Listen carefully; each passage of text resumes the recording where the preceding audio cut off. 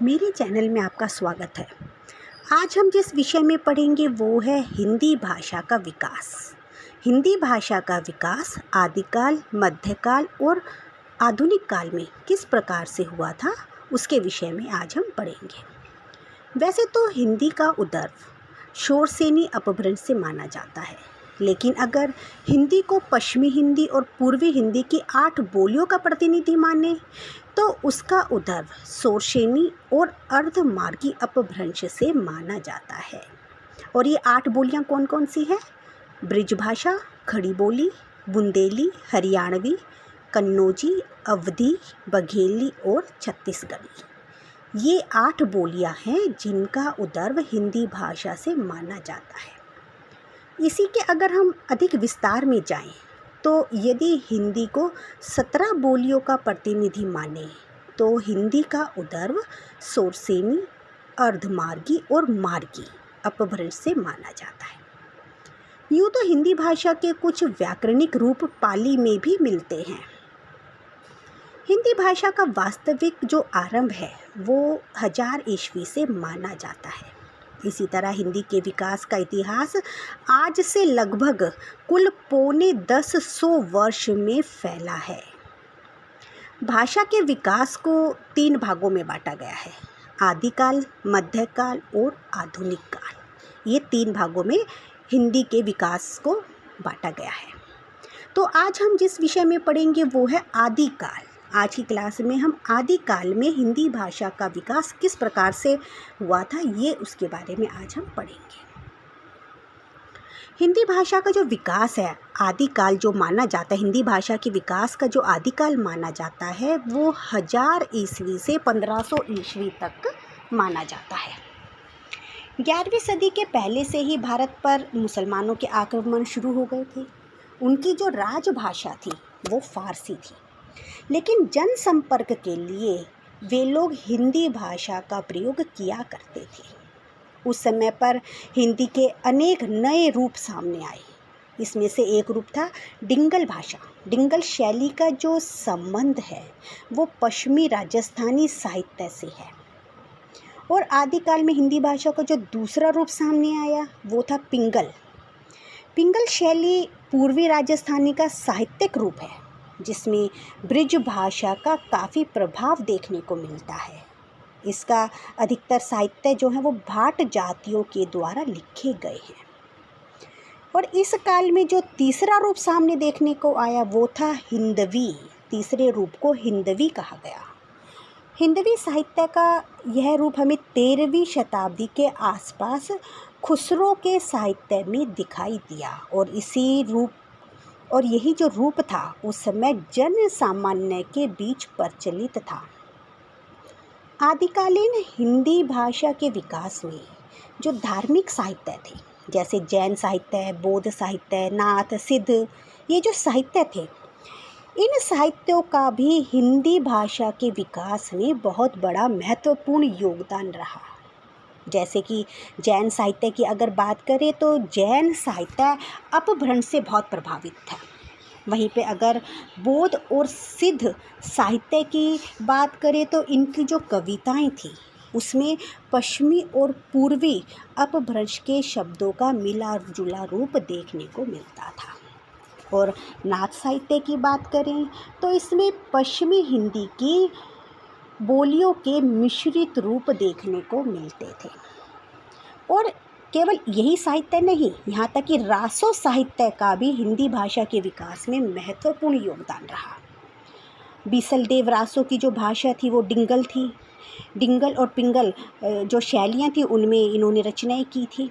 और पृथ्वीराज रासो थे, उनमें उनकी जो हिंदी थी उसमें राजस्थानी, ब्रिज भाषा तथा अपभ्रंश के रूप देखने को मिलते थे।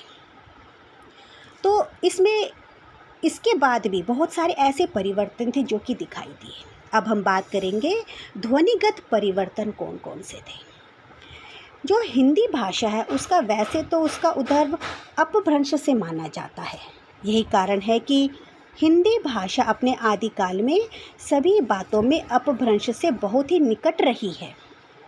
आदिकालीन हिंदी में उन्हीं ध्वनियों का प्रयोग मिलता है जो अपभ्रंश में प्रयोग होती रही थी। लेकिन इसके बावजूद भी इनमें बहुत सारी भिन्नताएं देखने को मिली। और वे भिन्नताएं कौन कौन सी थी? पहली जो भिन्नता देखने को मिली थी वो थी कि अपभ्रंश में केवल 8 स्वर थे। और वो स्वर कौन कौन से थे? आ यानी कि छोटा आ बड़ा आ, छोटी ई बड़ी ई, और ऊ छोटा ऊ भी और बड़ा ऊ, और ए और ओ, ये 8 स्वर थे। ये 8 स्वर ही मूल स्वर थे अपभ्रंश भाषा के समय पर। लेकिन आदिकालीन हिंदी में 2 नए स्वर यानी कि ए और ओ विकसित हो गए, जो संयुक्त स्वर माने गए। जो दूसरी भिन्नता देखने को मिली थी वो थी च, छ, ज, झ। ये 4 व्यंजन जो थे ये संस्कृत, पाली, प्राकृत और अपभ्रंश के स्वर व्यंजन थे, किंतु आदिकालीन हिंदी में आकर ये स्पर्श संघर्षी हो गए और तब से ये अब तक स्पर्श संघर्षी ही हैं। इन्हें स्पर्श संघर्षी व्यंजन माना जाता है। अगली जो भिन्नता देखी गई थी वो थी कि अपभ्रंश में ड और ढ व्यंजन नहीं थे। इनका जो विकास है वो आदिकाल में माना जाता है। आदिकाल में इनका विकास हुआ था, अपभ्रंश भाषा में इनका विकास नहीं था। अगला जो है वो है न, ह, ल। पहले संयुक्त व्यंजन माने जाते थे, लेकिन आदिकाल में ये न, म, ल के रूप में परिवर्तित हो गए। अब संयुक्त व्यंजन नहीं बल्कि इन्हें मूल व्यंजन माना जाता है। अगली जो भिन्नता देखी जाती है वो है कि संस्कृत, पाली के कुछ शब्दों के आ जाने से कुछ नए संयुक्त व्यंजन हिंदी में आ गए, जो कि पहले अपभ्रंश भाषा में नहीं थे। और साथ ही कुछ ऐसे व्यंजन भी थे जिनका लोप हो गया, यानी कि पहले अपभ्रंश भाषा में प्रयुक्त होते थे लेकिन आदिकाल हिंदी में प्रयुक्त नहीं होते।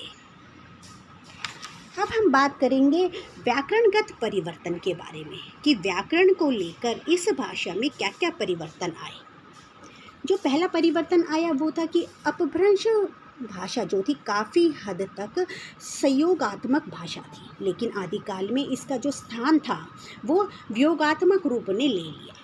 मतलब कि कहने का अर्थ ये है कि अपभ्रंश भाषा में क्रिया तथा कारक संयोगात्मक होते थे, यानी कि जो क्रिया और कारक अपभ्रंश भाषा में प्रयोग किए जाते थे वो संयोगात्मक होते थे, लेकिन आदिकालीन हिंदी में वियोगात्मक रूप की प्रधानता देखने को मिली। इस काल में सहायक क्रिया और कारक चिन्हों का प्रयोग अधिक देखने को मिलता है। यही कारण रहा कि आदिकाल में संयोगात्मक रूप कम होने लगा और वियोगात्मक रूप बढ़ने लगा। अगली जो भिन्नता देखी जाती है वह है कि अपभ्रंश भाषा में नपुंसकलिंग का प्रयोग प्राय देखा जाता था, लेकिन अगर आदिकाल की बात की जाए, आदिकालीन हिंदी में इसका प्रयोग समाप्त हो गया था। और जो तीसरा जो व्याकरणगत परिवर्तन देखने को मिला था वो था कि आदिकाल में हिंदी का व्याकरण काफ़ी हद तक अपभ्रंश के निकट था, लेकिन धीरे धीरे अपभ्रंश का जो व्याकरणिक रूप था वो तो कम होने लगा और हिंदी का व्याकरणिक रूप विकसित होने लगा। अब हम बात करेंगे कि आदिकालीन हिंदी का शब्द भंडार कैसा था, शब्द भंडार में को लेकर क्या क्या परिवर्तन हुए उस समय पर। आदिकालीन हिंदी का जो शब्द भंडार था वह प्रारंभ में तो अपभ्रंश का ही था, लेकिन धीरे धीरे उसमें परिवर्तन आने लगे। जो पहला परिवर्तन आया उसमें वो क्या था कि आदिकालीन हिंदी के समय पर भक्ति आंदोलन का प्रारंभ हो गया था, तो अपभ्रंश की तुलना में तत्सम शब्दावली कुछ बढ़ने लगी थी, यानी कि तत्सम शब्दों का प्रयोग अधिक होने लगा था। दूसरी भिन्नता थी कि मुसलमानों के आगमन से कुछ फारसी तथा तुर्की भाषाओं के कुछ शब्द आदिकालीन हिंदी में शामिल हो गए थे, यानी कि उनके आने से हिंदी में जो फारसी और तुर्की शब्द थे वो भी सम्मिलित हो गए थे। और तीसरी जो भिन्नता देखने को मिली थी वो थी कि भक्ति आंदोलन तथा मुसलमानी शासन का प्रभाव इतना अधिक हो गया था कि जो शब्द अपभ्रंश में प्रचलित थे आदिकालीन हिंदी के समय तक उन्हें अनावश्यक या अल्प आवश्यक माना गया, यानी कि उनकी या तो आवश्यकता थी ही नहीं, और अगर आवश्यकता भी थी तो बहुत ही कम थी। यही कारण था कि इन शब्दों को या तो कि हिंदी के भंडार से निकाल दिया गया या उनका प्रयोग बहुत ही कम होने लगा। अब हम बात करेंगे कि आदिकालीन हिंदी के साहित्य कैसा था, साहित्य के बारे में क्या क्या भिन्नताएं पाई गई। इस समय में साहित्य के मुख्य डिंगल, मैथिली, दक्कनी, अवधी, ब्रिज और मिश्रित भाषा का रूप देखने को मिलता है। और इस युग के जो मुख्य साहित्यकार रहे हैं उनके नाम हैं गोरखनाथ, विद्यापति, नरपति, नाला, चंद्र बरदाई, कबीर। ये सब उस समय के प्रमुख साहित्यकार रहे हैं।